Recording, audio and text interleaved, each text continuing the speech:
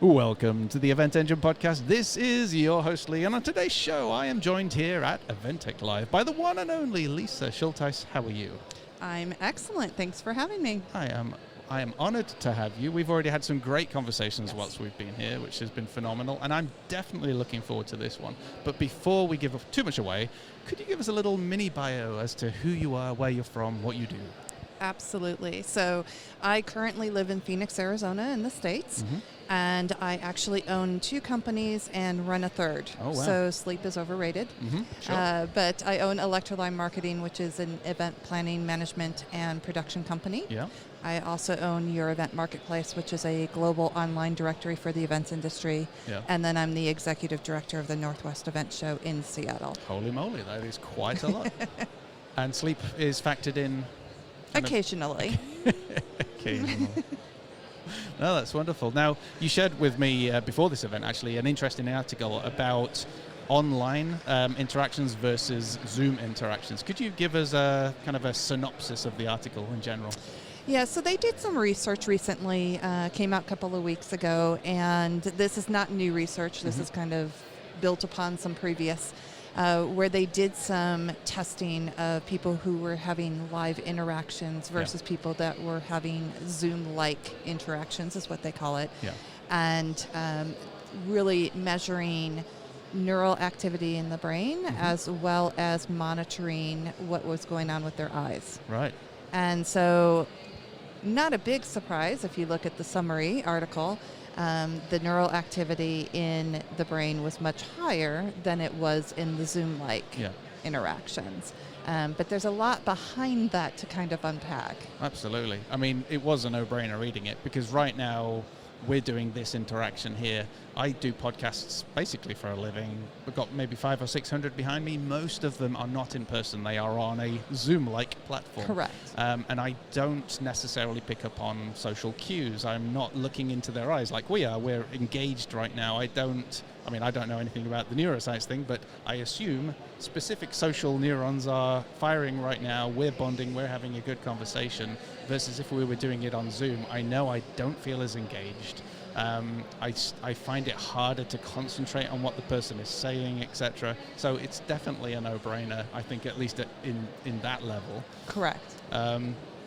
So, with regards to the article, it does kind of go further in, saying things such like, I wrote it down here, that Zoom is an impoverished social platform. Would you agree? No. Good. Speak into that.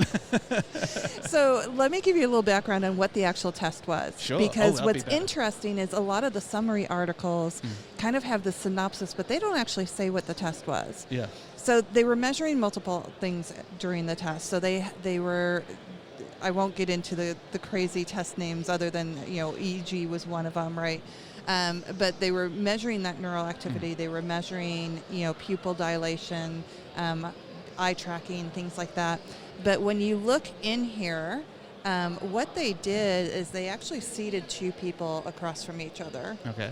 And they did one of 2 things, and it was the same people. They either had a piece of glass in between them that was smart glass, so it could go opaque or transparent. Right.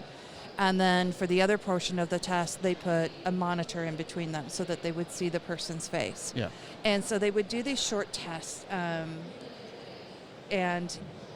I think the total runtime was about 3 minutes. So they would do for 3 seconds, they would have people look through the transparent glass at the other person. Yeah. They didn't talk. They didn't do anything. They just gazed at each other. Slightly awkward. And then they would make it opaque, right? Give them a 15-second rest period, do it again. Yeah. And then when they had the monitors, it was the same thing. They would gaze at the other person. Yeah. And so that's one of the things that I think makes it unique, because really what they were testing in this is, we all have that innate ability that we like to look at faces, right? It's no different than a baby looking at a human face and lighting up when they see it. Yeah. So we have that innate kind of built into us socially. And that's really what they were testing. There was no verbal interaction based on what I'm reading in the research paper to actually show that. So Yes, kind of awkward, right? Just to stare at some stranger that you don't know for 3 seconds and turn it off. And they, rotated through those two kind of live interactions and virtual interactions. But it the research is important. The research is very, very valid, right? But when you're comparing that to an actual Zoom interaction, there's a big component missing, it's right? You're not apples, talking. And one of the other things that they made a point of in the research article is when you're looking through this glass and you're looking at each other, we're pretty much eye level. Yeah. And we can see each other, and I'm looking straight into your eyes while you're talking, you're looking straight into mine. Yeah. When we're on a video camera, on most computers, it's up higher. So when we're talking, if I'm looking at the screen, Of course, yeah. you're actually looking at more of my eyelid than when we're face to face. If I'm looking up at the camera so that I get my eyes open more, it's still a different, I'm no longer looking at you. Yeah, you're looking at Right, so now I'm looking circle. at the camera. You can see my eyes straight on, but I can no longer see your entire face, right? Yeah. So part of the point that they made in this research article too is when we're looking at these virtual, capabilities, that camera angle has a lot of effect on it as well, which has nothing to do with Zoom or Teams or, right? I mean, inadvertently it does, but it's actually the webcam that's actually more of the issue. The end user's technology is unfortunately causing the problem, not necessarily the Zoom-like platform that you may be using, be it Zoom or Skype or whichever. Correct. Of course. I remember, in fact, I had a Dell years ago, and it had the webcam at the bottom for some reason, which was terrible because it also meant that I was looking kind of over the person. Right. Because their camera, they were there and their screen was there. And also whenever I typed, my hands looked like this huge tarantula going across the screen. Which and as we know, as we get older, cameras from the bottom up are never a good idea. I didn't like that either.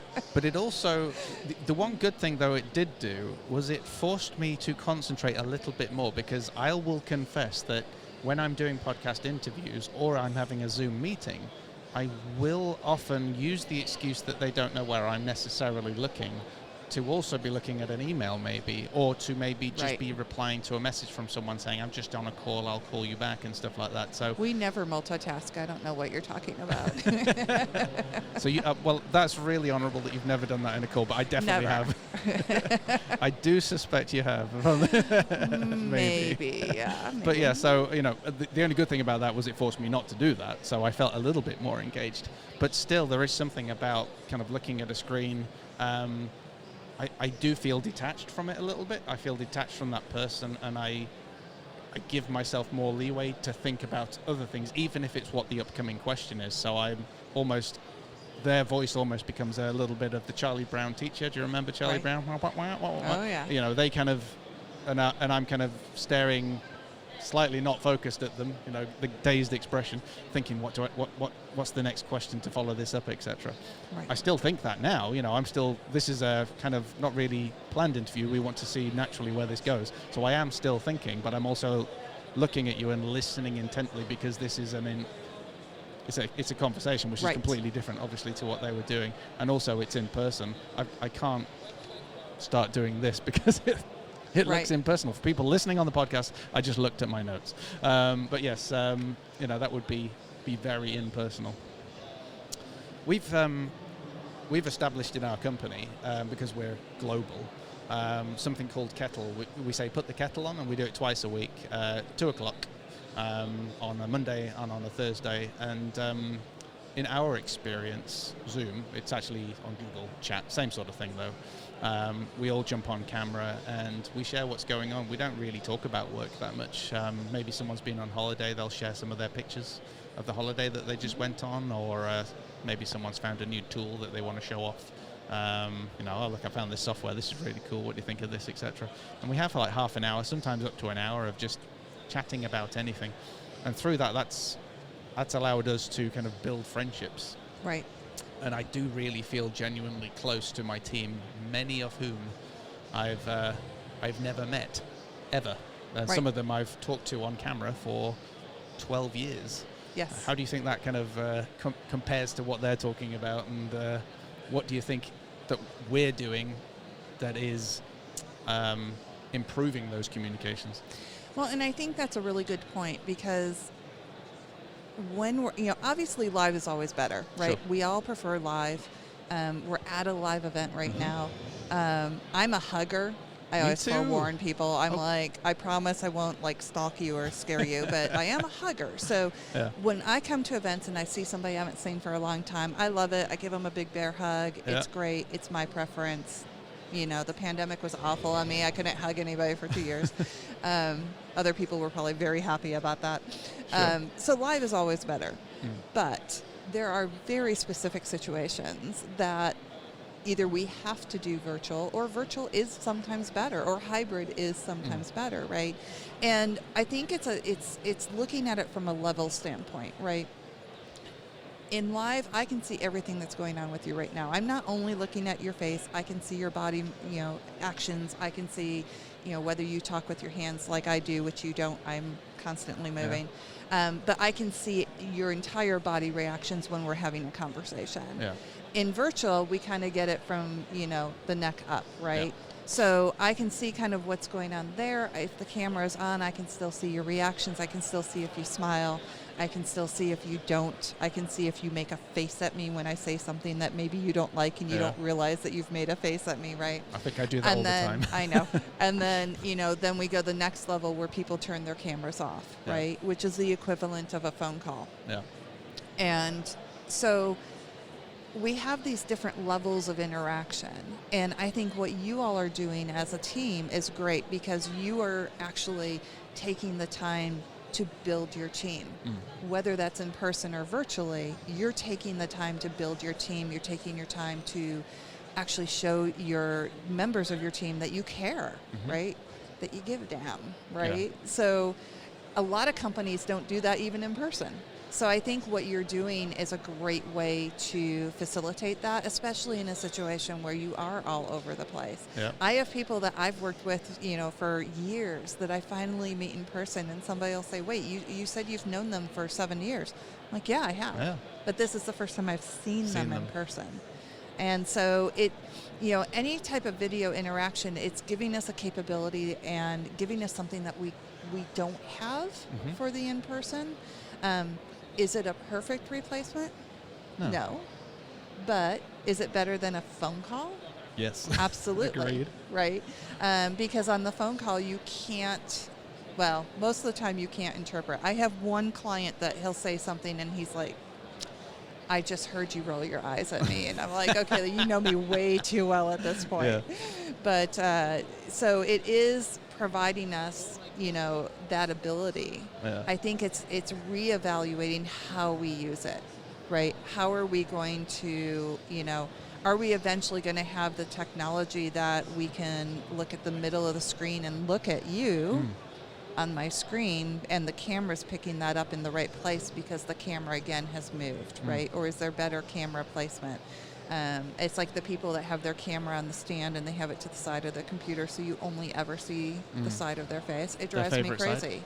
It drives me crazy because they're looking over here and having this conversation over here to my left, and you're over here on my right, and I can't see you. That's a totally different dynamic. We might as well turn off the camera. Exactly. So do you think that this article may be being very unfair? I don't think it's being unfair, because what they were measuring was really neural activity based on the gaze. Right?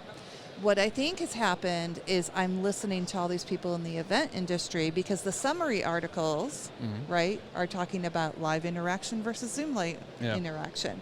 The summary articles are kind of putting it at the 50,000-foot view, and people are stopping there and saying, oh, well, this is proof that Zoom is awful, or Teams is awful, or any video is awful. And it's not.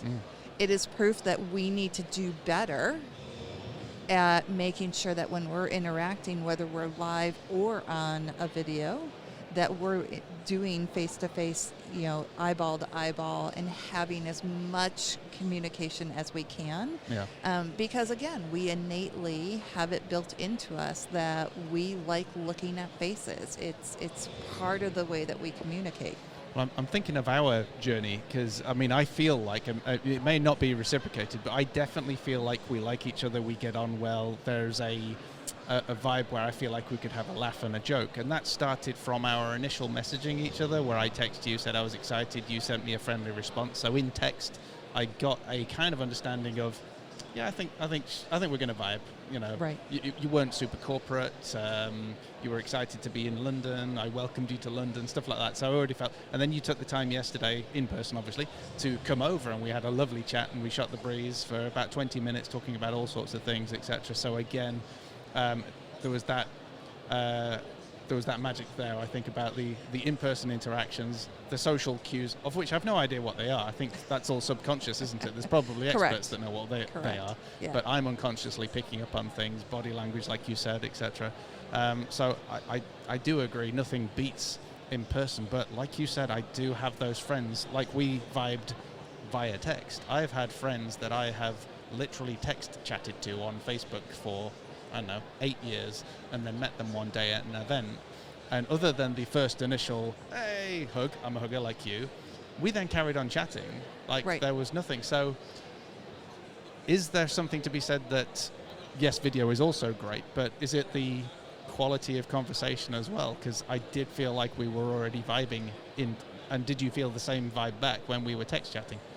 Yeah, and I think it's a personality issue, right? Because there are other people that I will write an email to. Mm-hmm. I think it's the best written email in the whole wide world, and it clearly communicates what I'm trying to say, including tone, right?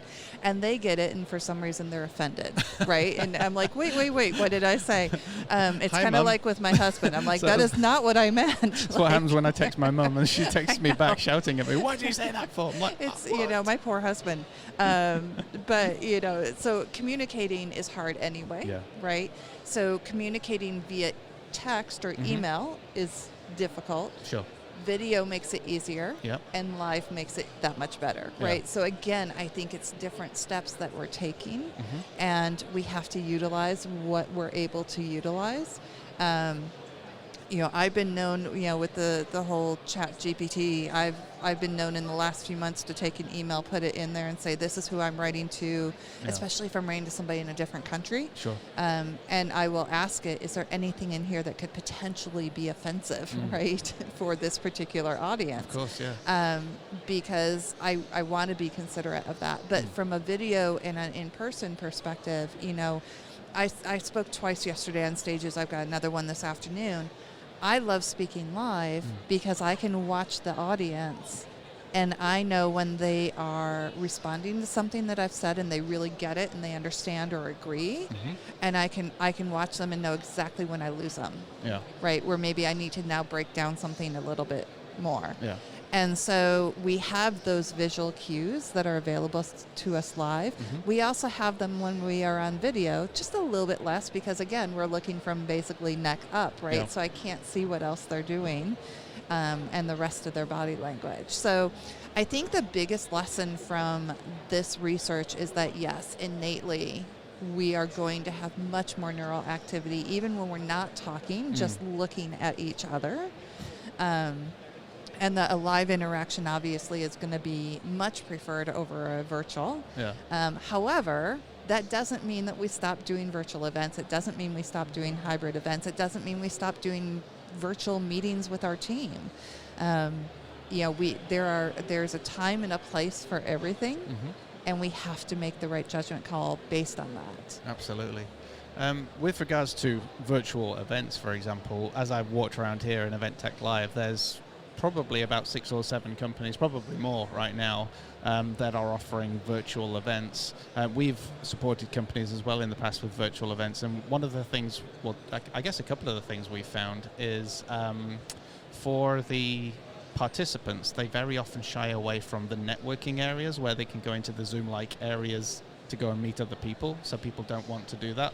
But in a physical room, they would just naturally just go and randomly walk over to the coffee shop over there and say hi to someone. I've done it loads of times here, but I personally would be a bit nervous about going into that created room for me to suddenly appear on camera with a whole load of other strangers.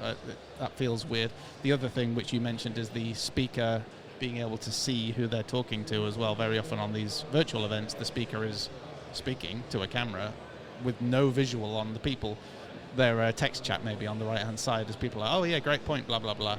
And it's very hard to try and read that off to the right-hand side, so you can't get that vibe. How do you think virtual events could be improved?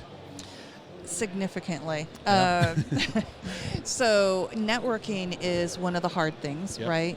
I tell people all the time, nobody ever believes me. I'm actually an introvert. I am an extroverted introvert. I Yep. can fake it all day long. Me too. And then I get to the end of the day and I'm like, don't look at me, don't talk to me, don't just leave me alone. Like, I'm laughing because this is relatable. yeah, I went walking around downtown London yesterday, last night, all by myself. It was lovely. It was a great opportunity for me to decompress. Yeah. So for me to go into a virtual room can be very, very difficult because it's just that much more energy that I have to expend. Right. With that said, a lot of times it's just simply because it's just not handled well. Mm-hmm. So if you have different virtual rooms that, it's kind of like the topic tables at lunch that we used to all do, right? Yeah. If you have those set up, one, you have to have a facilitator in there who actually is a good facilitator, who's welcoming people, who is saying, okay, let's start this conversation. Let's talk about this. What are your thoughts on this? Have some interaction in there, not only verbally, but, whether they're bringing in polls or quizzes or entertainment or whatever it is that they're bringing in, right? You have to work 5 times as hard to have that interaction, right? So you have to bring that in. So that's part of it. And, even for live, like if I go to an event and there's like forced networking where you have to come in and they're doing like this little crazy bingo game or what, I'm like, yeah, I'm out. Like, see ya, I'm going to go to dinner. So that's part of it. In terms of how we can improve is really looking at what are we doing in those types of rooms. From a speaker standpoint, there's ways to do things with production in a virtual world that are much better. They just cost a lot more money. Sure. So we've done events where hybrid or virtual, where we have the virtual attendees, let's say we're doing a hybrid event, right? Where we actually have the big screens up on stage and we're actually broadcasting the virtual attendees on stage. Yeah. So as a speaker, I can talk to the people in the audience, but I can turn around and see my audience here and watch their cues as well. Yeah. And then if we're doing live Q&A, and again, it's a technology thing, but if we're doing live Q&A, where I can sit there and say, great, I'm going to pop you up on screen because you have a question. Yeah. So you're able to ask the question, the people in the live audience are able to see you on the screen asking the question, right? It's a virtual feed in. I'm able to look as a speaker at this person and face the screen and answer them back, where now we're having this interaction back and forth. And just bringing that piece on can completely change a hybrid or virtual event. Yeah. But there's a lot more technology that's involved with that, and so therefore there's cost that's involved with that, and a lot of people don't want to pay that money. But that piece can dramatically change your interaction levels within your event. No, that's good. I mean, I often find as well as an attendee of these virtual events that again, because I'm not in person, because I can't see a lot of the people, etc., it's easier for me to mentally switch off. Yes. As opposed to here, I've kind of visited some of the stands, but I've also visited the talks. I've listened in. I've gotten a few nuggets of wisdom, etc., which I think is a lot more helpful. Again, because I am in person. I'm very conscious, even just sat over there in one of the seminar areas, not to be on my phone whilst they're talking. Except when I'm online, it's very easy for me to be sending my wife Instagram reels whilst the virtual talk's going on. But I think that technology you described might help reduce that, because I would be on screen as an audience member, right, messing around. Right. What's been your kind of biggest takeaway as we wrap up, kind of from this event so far for yourself, maybe from conversations you've had or through the panels you've been on, etc.? Yeah, one, I love that this is kind of the big first year for Event Sustainability Live. I love that they brought in the second event to have it co-hosted, co-branded. It's something that we have to start focusing on in the event world.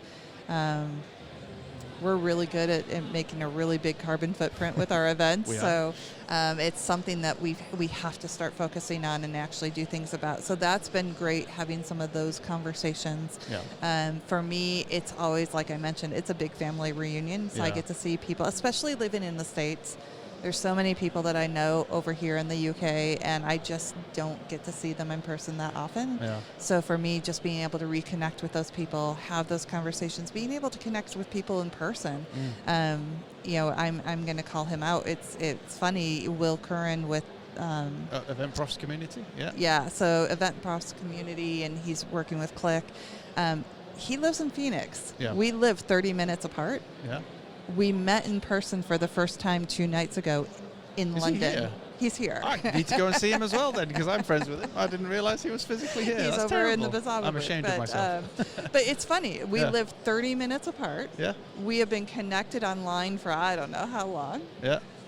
And we met for the first time in London. Amazing. And I looked at him the other night. I'm like, what is wrong with us? Like, this is ridiculous.